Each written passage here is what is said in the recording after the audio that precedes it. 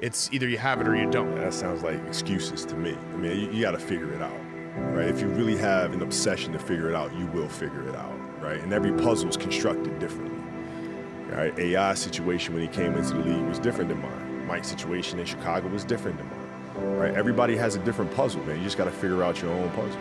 If I got to fight to get you in the gym, that's a problem. That's a problem. You want players that are gym rats, players that want to be in the gym, that want to work. And then from there, you build on top of that. But if you're lazy, man, I don't want to talk to you. I won't deal with you. You don't make me feel dumber. You know, you're going to lower my level. I don't think so. You can go over there. There's plenty of teams in here where you'll fit right in. As a leader, you got to be able to take the good with the bad, man. You can't just, because the ship's sinking, all of a sudden I'm going to jump off and swim to another ship. Like that. You don't do that. Right? You can win championships in front of everybody, miss the playoffs in front of everybody. You gotta be able to take both sides of it. But it's simple. Like if you do the math on this, right? Like if you're thinking about how often kids are playing, right? And I tell this to my daughter and my daughter's team as well that I coach. So it's a simple thing of math. If you want to be a great player, if you play every single day, 2-3 hours, every single day over the course of a year, how much better are you getting? Most kids will play maybe an hour and a half, 2 days a week. Right, so if you're obsessively training 2-3 hours every single day over a year, over 2 years, You're accelerating. you make quantum leaps, man. He was misunderstood, man. I asked him one time, Matt, I said, man, why are you such an asshole? I asked him that. And he said, you really want to know? Mm-hmm. You know how he was. Mm-hmm. And he said to me, Phil, man, some of my teammates don't understand the work. He said, so I see dudes walk into practice 10 minutes before practice and they leave right after. Why the fuck am I going to pass them the basketball? I don't respect their work ethic. I'm in here busting my ass every day trying to perfect my craft, and these dudes don't want to work on their game. I don't trust them. So I'm not going to pass them the basketball. I'm going to ride them hard every day. Made perfect sense when he really broke it down as to why he is the way he is with certain dudes. I was just like, man, I respect that, bro. What I've learned is to always keep going. Always. You know, there's been times, particularly early in my career, where it just feels like this is the end. But what I've come to find out is that, no matter what happens, the storm eventually ends. And when the storm does end, you want to make sure that you're ready. And so I've really learned to put one foot in front of the other, good, bad, or indifferent, because eventually that storm passes. Yeah, I think greatness is an infinite growth. Every single day, are you getting better and better and better? Are you constantly growing? Greatness is not a destination. I think it's a process more so than anything. If you have that mentality, then you'll continually chase greatness. And in that process of understanding that you'll never truly achieve it, but you'll keep getting better every single day, and you'll continually strive to reach your fullest potential. And I think that process and that journey is what greatness is. If you're always practicing, always working, you can't help but be better than everybody else. That's what Mamba mentality is. So best of luck to you on your journey. What up, YouTube? It's Nice in here, back with another video. This video is going to be about the masculinity of Kobe being Bryant. Like I said, this is the third video in this series. Of course, I'm going to get better with the videos as I go along. I'm probably going to do like part 2 to these videos. I like the concept. But of course, like I said, I'm doing the best as I can with the products I'm using. And I know I could do a lot better than these with better equipment. But of course, like I said, these are going to be amazing as well. But yeah, hope everything all is well. And let's get straight into the video. I think a lot of Kobe's like admirable traits is that like he's hardworking. He's a hardworking individual. Like he take accountability for himself. He's a leader. He's a trailblazer. He's a learner, a student. Like I said, he right side up, forward moving and thinking, responsible, respectful, honorable, and always give 110% of like his energy. Like I said, I think I see a lot of videos and just pictures like Kobe like with his family. Like I said, even after he retired. Like he has like a beautiful family. Like he take care of his family. Like I think that all men should do, I think that's one thing you can't really do. Like if you're a man, if you're a man, you don't take care of your family, I don't think you're a man. I think that should be something that a lot of young men are just people developing or having kids to really understand, is that you can't really say you're a man if you're not really taking care of your family, provide for them, just being there for them you know, mentally, physically, spiritually, you know, and emotionally. Of course, like I said, he a basketball player, so I know for a lot of his time, especially when he was younger, like I said, he was just focusing on his career and just making that happen. So I know that realistically, he probably wasn't there for him at that time. But as soon as he, like I said, I wouldn't doubt that as soon as he left, you know, the NBA, he wasn't taking care of like his kids, you know, like for real, for real. Hardworking individual. He was always, from what, like, even like the clips that I seen, like, I'm probably gonna have a couple clips at the beginning of the video where he was speaking about how he would train a couple times a day, you know, not even a couple times, probably like 5 times a day. Like let's say it was one clip.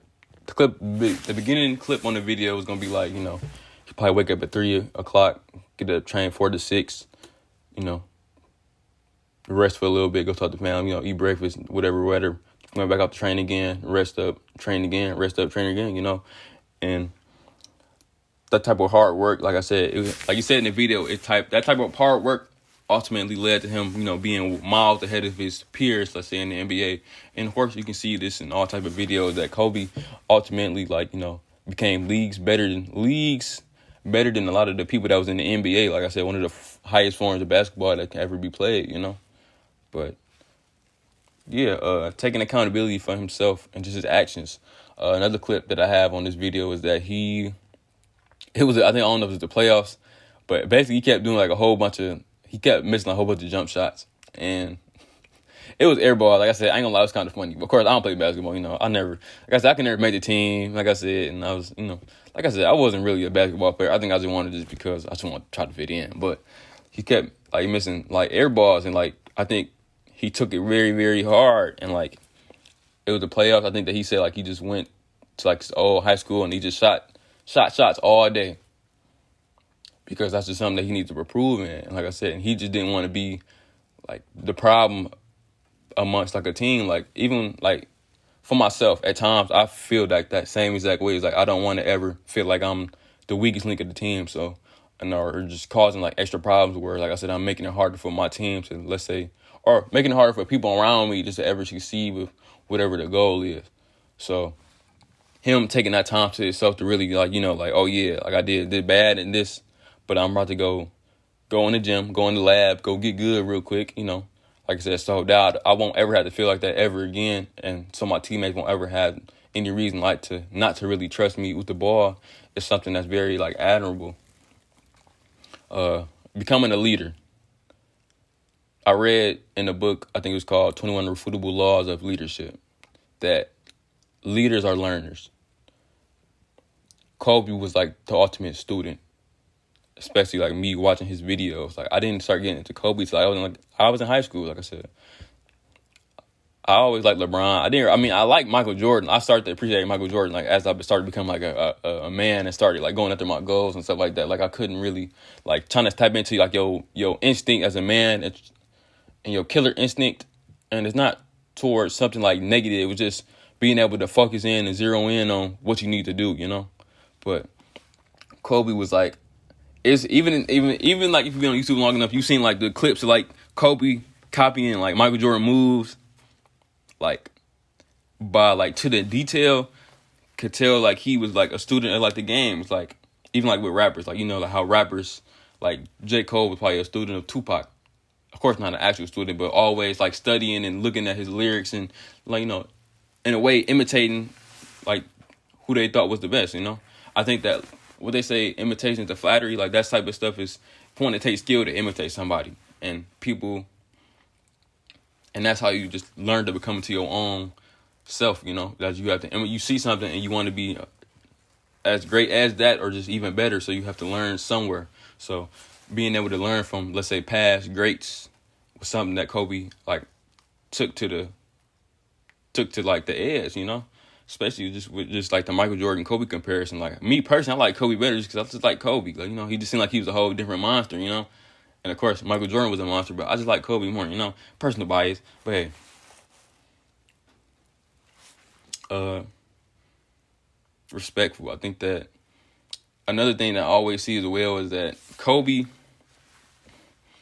A lot of people like really had like a relationship with Kobe, and it's not like Kobe would always seem like a respectful individual, you know, like when he was on the court, of course, like I said, he was a monster. You know, he was being a leader, like I said, and sometimes leaders can't be, you know, soft and like, you know, and soft and, you know, sociable and like I said, and likable. Let's say that they got a goal to finish. They got a mission to accomplish, and like I said, it's either gonna be them or you, you know.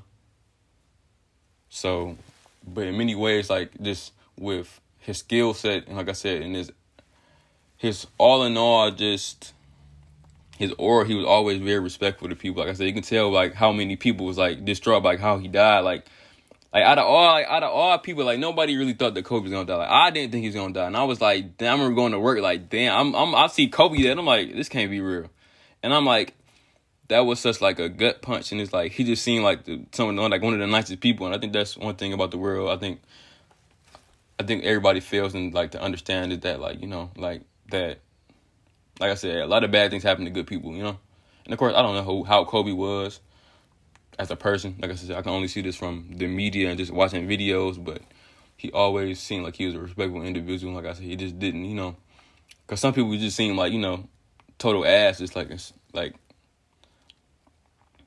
and I can never really read that aura off of Kobe, you know.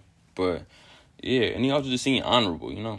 Like another clip on here I'm gonna show is that like he was talking to Coach Phil Handley, I think. He was talking about how like he basically don't